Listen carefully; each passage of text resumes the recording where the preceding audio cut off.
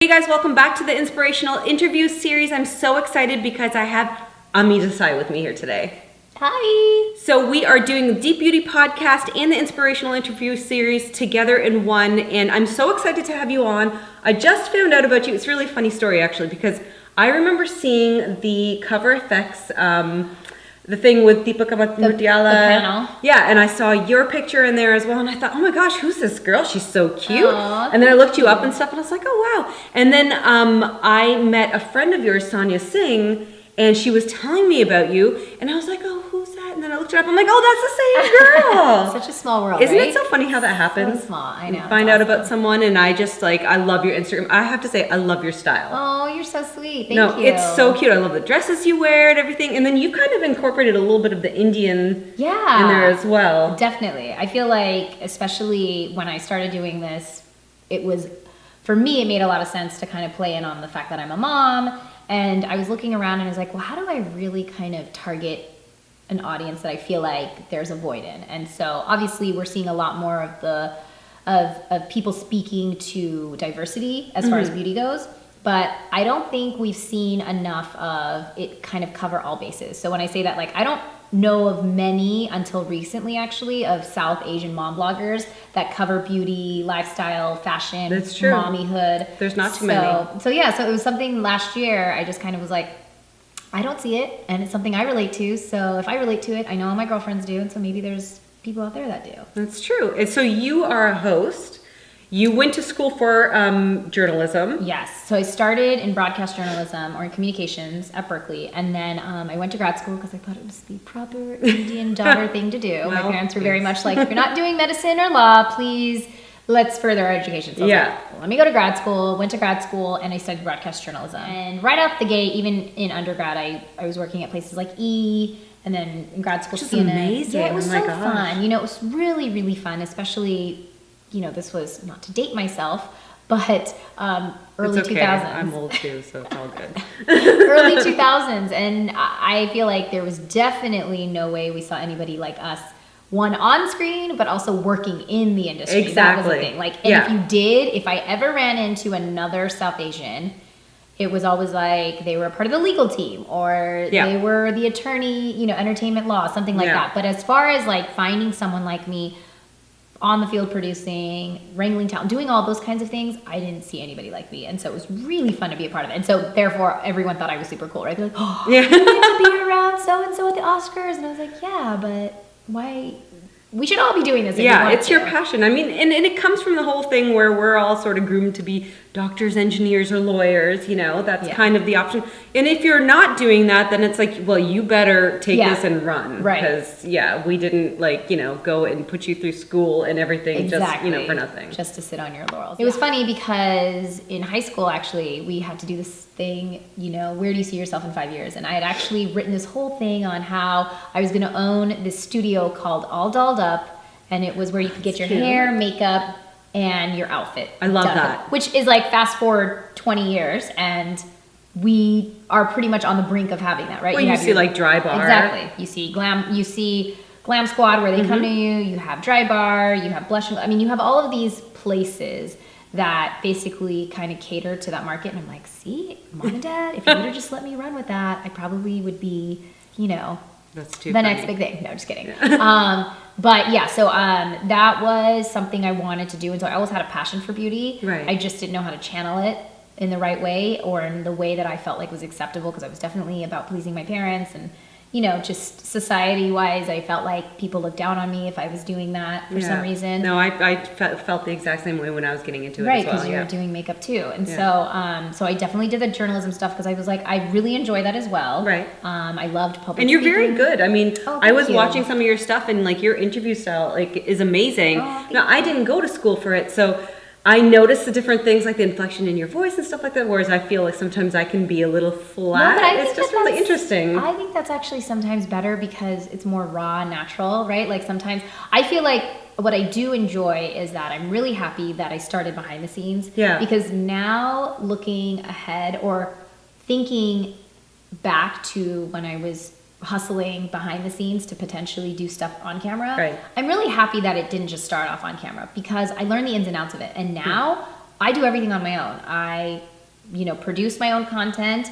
I direct myself. I know the lighting and camera That's situation. invaluable experience. It is, right? Yeah. And same with you. I mean, it's stuff that you can't ever, you can't learn anywhere else except on the job. And so for those moments and that skill set that was kind of acquired, I really am thankful for that, because it's like, now I see why that happened. Or, I know why I spent 5 years doing that versus just going straight on camera. So now are you starting to see more South Asian women, which I think is so important to see that, but like in the media? Absolutely. I mean, we obviously have like our Mindy Kalings and Priyanka Chopras, which are at a higher level actresses, which I think are amazing. I would love to see more day-to-day women, and I think we do on CNN and different news broadcasts. We are seeing them, but I would love to see more. I feel like we still do have that idea of the token brown girl. Yeah. And not only brown girl, token Indian girl, right? So a lot of times when I would even go for tests, which are like, auditions basically for different TV shows or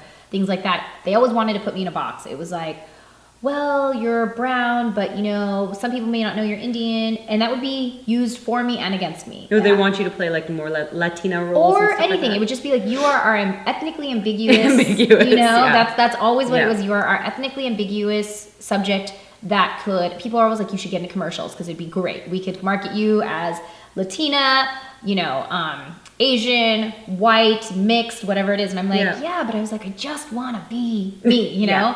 And I didn't really enjoy, acting is not something I love what you do too, which is just kind of getting to know people and stories and sharing my story. It's so nice. And teaching, that is exactly what I love, which is I think where I'm right now. Yeah. And when I say teaching, it's not like I'm the best makeup artist or the best at anything. I just feel like teaching what I know as a mom. And well, I think your makeup looks fantastic. And I'm like sitting right here, so, well, so you're doing a great job. Thank you. But I think it's just that approachable everyday, like, not trying to teach someone how to do a cut crease and I think that's actually why I got out of bridal makeup too, because I loved it for the time being that I did it. So to backtrack a little bit, after I was producing, I fell into makeup and hair, and I started my own business for a few years. I loved it. It was amazing. It was after I got married in 2007 and realized there was a huge void as far as people that know how to do it's so true South Asian skin and understand it. Really. I think like it's even more pronounced here. Like, I'm, from Toronto, and we have a lot of Indian makeup artists that know how to do all that stuff. And we do have a lot of Indian girls that are now, stepping out into journalism, and you see them on TV and stuff. But I noticed that in the States, it's not like that. It's so true. I always say, like, gosh, I should have been in the UK or Canada. I feel like, I know a lot of people that are thriving in some on-air careers.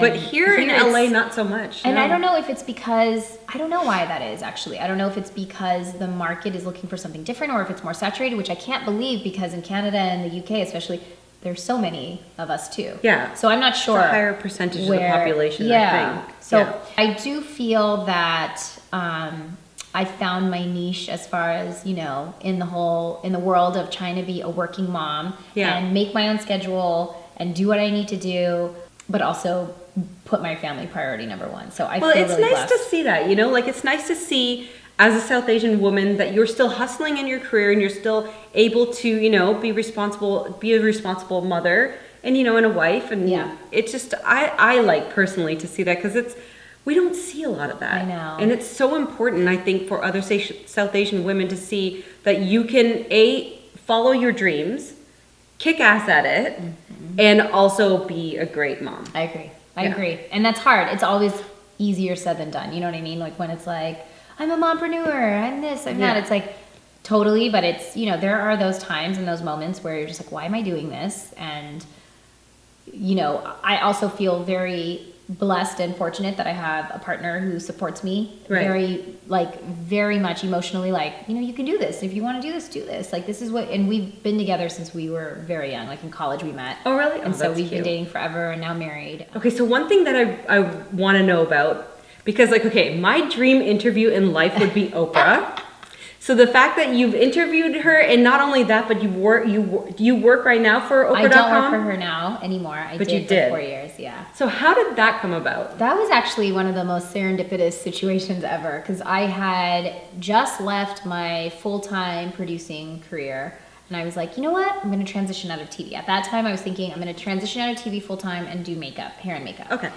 we were newly married. I was newly married and no kids. So I was like, this is great. I'm going to build that out. I'm just going to be like, yeah, it's going to be that.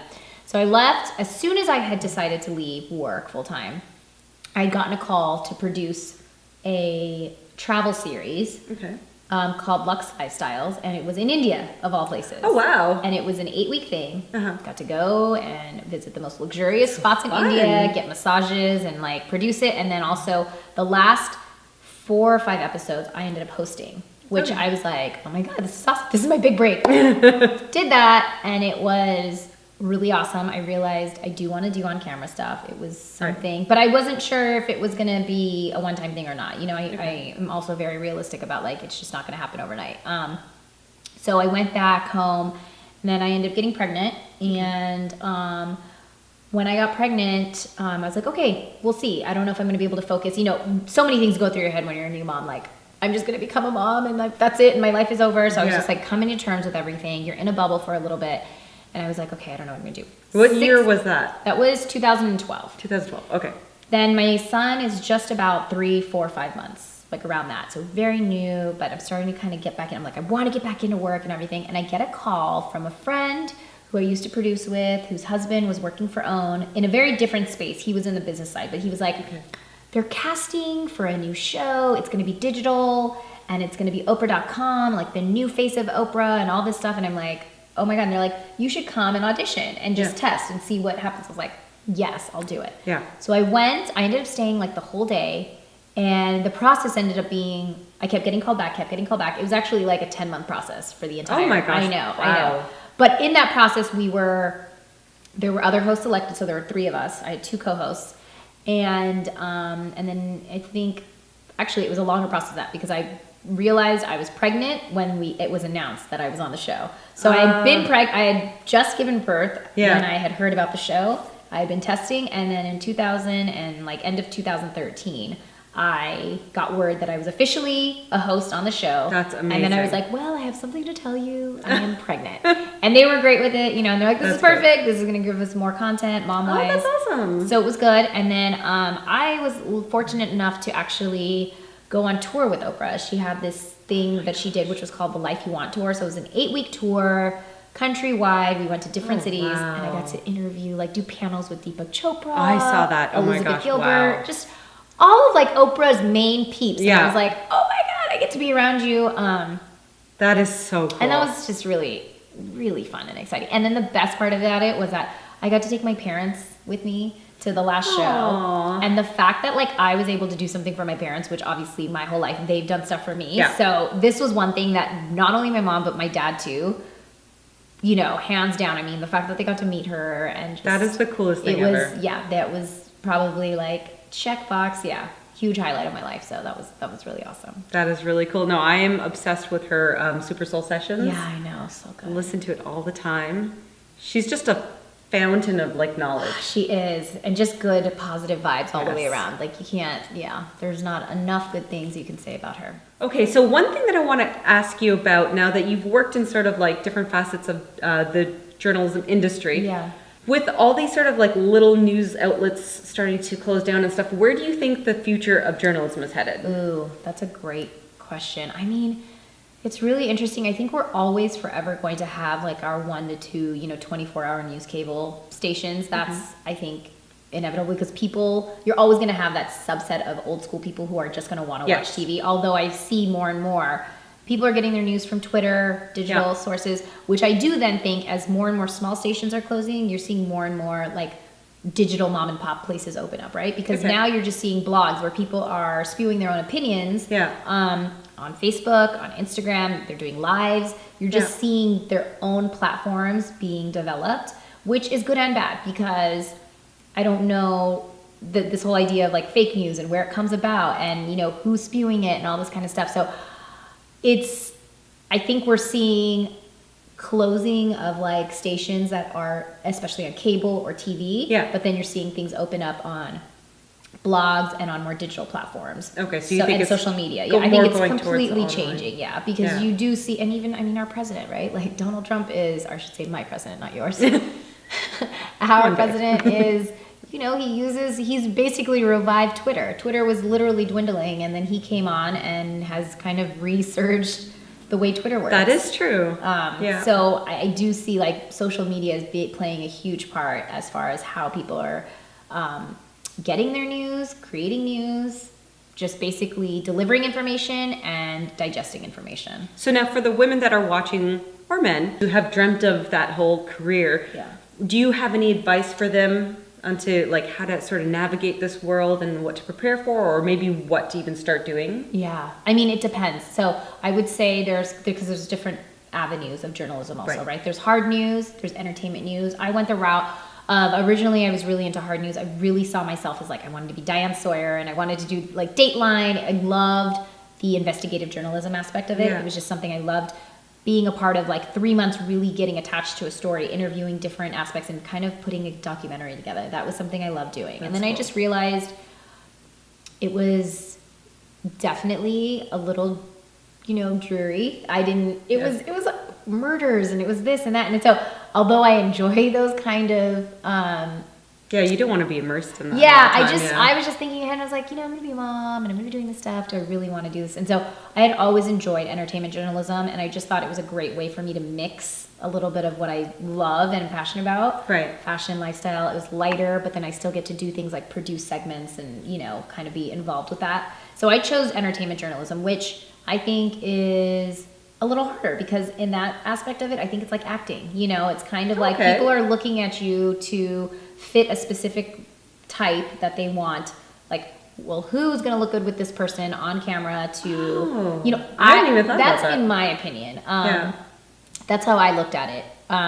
But honestly, I will say the best piece of advice that I was ever given and that I try and practice religiously now is, one, leverage your network really well, and not in a way where it's like you're just trying to social climb, but get to know people and get to know everyone that you are working around. So not just the executive producer on the set. Like, let's say you get lucky enough to be a PA on a set. So you're a production assistant and you're running around and you want to get to know the booker and this and that. Get to know everyone, from the sound person to audio to camera, because those are people that are the ones that are really entrenched in the business. And I tell you, it's like those people are also the ones that are really the backbone to everything. And I just feel like when you get to know them really well, they're the ones who ultimately like will help. Like, hey, you need help shooting that that reel that you want to do, let's go. I used to have a friend that was a camera guy. Come on, let's go take some shots, and I'd be like, I'm kind of embarrassed, I don't want to do it. No, come on, just do a quick stand up on the red carpet, you'll be able to do it. And those things are that content was then what was able to help me create my first reel, which then I was able to send to news stations and to other people and put on, now it's just uploading it on YouTube, but putting it on YouTube, it's a click of a button and someone can view it and then be like, hey, there's something about her we really like. Let's just call her in and bring her in. And then from there, it's just a domino effect. And then, you never know what can happen from that. So get to know everyone, be genuine, be assertive and ask a lot of questions. I honestly feel like when you genuinely bring that kind of thirst for what it is that you want to do, people get it. And it's what differentiates you, because I honestly feel like there's so many pretty people in this world. There's so many smart people in this world, but what is going to bring you what's going to deliver your true self and like differentiate you? Think about that and go with that. I think that's great advice for pretty much any career, actually. I agree. You're right. Absolutely. My husband tells me this all the time, and he's like a rock star in the healthcare industry, and he just, nice. he always tries and coaches me and kind of tells me, like, when I seek advice, which is all the time, he's like, you just got to get to know everyone and be a team player. Don't be afraid to do everything. Yes. Oh, that's a big one for sure. Don't be afraid. And again, that goes back to what I was talking about, which is that me being behind the camera, I think was 100% the right call. Because now I'll go on sets for different TV shows where I'll go on as like just like a expert or whatnot. And I'm like, they're very impressed because they're like, you already know how to produce yourself. I'm like, exactly. I'm like, I know where to stand. I know I shouldn't be looking direct, which camera I'm looking at, A, B, or C. look at me, the lighting. I mean, stuff like that. I feel like it's good. I have kind of, my wheels are already turning. Yeah. And I think if you have like passion for something, Yeah. you genuinely want to know. Right. And then when you want to know, when you're willing to sort of push yourself out of your comfort zone and try and ask questions and stuff like that, then people see that and they see that you have the passion for it 100%. and that you want it so badly, and then they'll give you more opportunities. That's another good point that you bring up, which is like I learned early on, and this was during my Oprah days, which I loved my EP for this, but prompters weren't really allowed for us. It was something that they were like, for some reason, when prompters come on, obviously it is a skill set to be able to read a prompter, and I do definitely I believe see that. people do that and I'm like, wow. Yeah, it's good because it's definitely, and if it goes out and then you have to keep going, but that's, I think the biggest thing was like learning how to really communicate and do interviews without a prompter, because it forces you to retain the information. And let's say you ask a question and the person answers completely different than you expected. It's not like A, B, and C, I'm going to ask these questions. It's like, okay, well, let's go in a different direction. Yeah. I'm so ingrained in the conversation that I don't need to be supported by a prompter. Like, it's fine to have it there, but like, yeah, exactly. So even when I have a prompter there, I generally always try and know the bigger picture of what I'm looking at. Yeah. And then kind of, because then you're like actually listening. A lot of Exactly. interviews you'll watch, people aren't not listening, actually, yeah. they're thinking about the next question that they have Right, to ask, which you exactly. can see it in their eyes. and then you as the viewer knows that. Yeah. And then you're like, but you just missed a great opportunity to ask a great question. So You guys are getting great tips from her. Aw. So anybody out there that wants to start doing interviews, this is good stuff. Thank you. You're welcome. Okay, so we're going to get into the lightning round. Okay. Now I am going to use a prompter because I Okay. don't remember all the questions. So you have to just like Quick. Yeah. Okay. Okay. There's Okay. just a few questions. Okay. Lightning round. So now that you grew up in LA, but you did go to Boston for school. Yes. So East Coast or West Coast? Oh, West Coast. I love Always. West Coast, West Coast too. is the best coast. Favorite cuisine? Mexican. Oh, so good. Yeah. My favorite In too. California, again, West Yeah. Coast has the best Mexican food. Your go-to lipstick? Ooh. Okay, so I would have to say that it's always a nude, but I like more of like glossy lip stuff. So there's two. There's NYX Cosmetics Tiramisu. That's my favorite. It's the butter gloss, and that's a drugstore option. I love my beauties on a budget, kind of my budget beauty finds. And then for my high-end one, Huda Beauty Trendsetter. Oh, I love haven't right now. tried her Yeah, stuff I'm yet. wearing it right now. Oh, it's very pretty. Your dream interview? Oprah. Which you've already done. So you Yeah, have to but pick that one I've off. only interviewed her digitally. Like she was on Skype, and Yeah, so I've or like met her in in person, person. But yeah, her or actually, another person that I would love to do is like Michelle Obama. Oh, I mean, I that's a feel good like that one. might be more of a predictable answer, but she's just No, the it's a good epitome of like Grace and grace, just feminism. I mean, everything. I just super mom. Favorite vacation destination? Ooh. So far, I would say Bora Bora. Although the only reason it's not is because my kids weren't with me there. So we have yet to do crazy international travel, and that's just because they're still so little. We want to be able to go and enjoy it with them. But Bora Bora, hands down. I mean, as far as just relaxation, paradise on the next level, for sure. And then South Africa, our safari trip was unbelievable. Oh, wow. The safari I haven't is, been. that is a place that we are so excited to take the kids once they can actually go on it. Yeah, because you want them to be able to remember everything and enjoy it. And not spending all that money so they can just go sit in a hotel and go swimming. Yeah. Okay, so any last remarks that you want to leave with everybody? Just, anybody that's watching that wants to, get the courage to follow their own dreams. Yes. Honestly, the biggest words of advice I can give, and this is with anything you do, and I'm speaking to more in the realm of beauty because that's what I feel like I specialize in, is don't be afraid to just start. That is the biggest thing. People always ask me, like, what are the rules with this and how do I do this? I can give you my opinions and I can tell you how I started and what I did, and so can the next person. But the reality is like you're not going to ever get closer to your dreams or your goals unless you actually just sit down and start. And it does not have to be perfect. It just has to be pen to paper or hands to computer or face in front of a camera. Do whatever it is that you want to do and just try. So thank you so much again for being on the Inspirational Interview Series and the Deep Beauty Podcast. I really appreciate you taking time out of your day. Thank you so much for having me. I love what you're doing. Oh, no problem. I'm going to put all of her links in the description box below, as well as the blog post for the podcast episode, so you guys can know where to find me. Bye.